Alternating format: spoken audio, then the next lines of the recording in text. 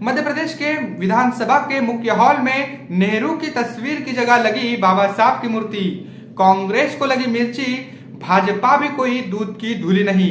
आखिर क्यों भाजपा चाहती है बाबा साहब की तस्वीर लगाना? जी हाँ साथियों, मैं सागर ननीर और आप देख रहे हैं प्रबुद्ध भारत टीवी।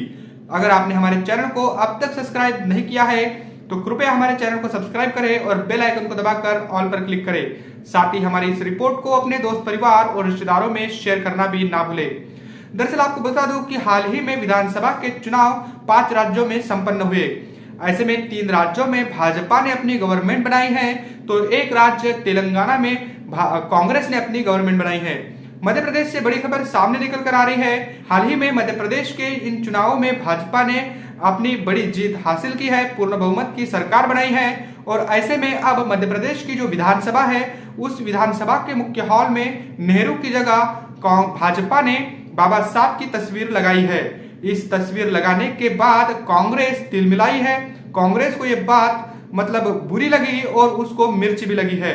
आपको बता दूं कि कांग्रेस हो या फिर भाजपा, ये दोनों ही बाबा साहब के प्रति दिखावा वाला प्रेम करती है और केवल बाबा साहब का नाम लेकर दलितों को, बहुजनों को गुमराह कर उनके वोट को हड़पना चाहती है। भाजपा ने अगर तस्वीर लगाई है तो भाजपा भी कोई दूध की धूली नहीं है। उसने भी अगर ये तस्वीर लगाई है तो केवल चुनावी स्वार्थ के खातिर ही लगाई है। अगर बाबा साहब के सपनों को साकार करने की सही मायने में उसकी दिली तमन्ना होती तो वो प्राइवेटाइजेशन नहीं करती और बहुत सारे जो संविधान विरोधी कार्य है वो नहीं करती।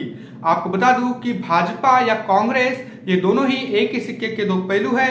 और ये भी बात आपको बता दूं कि भाजपा हो या फिर आरएसएस हो या फिर अन्य कोई दल हो, इन सभी की अगर मां कहे तो ये अतिशयोक्ति नहीं होगी, ये कांग्रेस ही है। तो ये बड़ी बात है बाबा साहब के प्रति। आपको बता दूं कि कांग्रेस भी कोई अच्छी सोच नहीं रखती है। कांग्रेस ने बाबा साहब को कहा था कि अंबेडकर के लिए इस संविधान सभा के दरवाजे नहीं बल्कि खिड़कियां भी बंद है, खिड़कियां ही नहीं बल्कि रोशनदान भी बंद है। तो ये कहने वाली कांग्रेस क्या बाबा साहब से प्यार कभी कर सकती है? और साथ ही भाजपा भी अगर ऐसे काम कर रही है तो भाजपा भी केवल दिखावे के लिए और आने वाले 2024 के लोकसभा चुनाव को ध्यान में रखते हुए ऐसे कार्य करती है कि जिससे दलितों के वोट को वो लुभा सके और उनको अपने पाले में ले सके।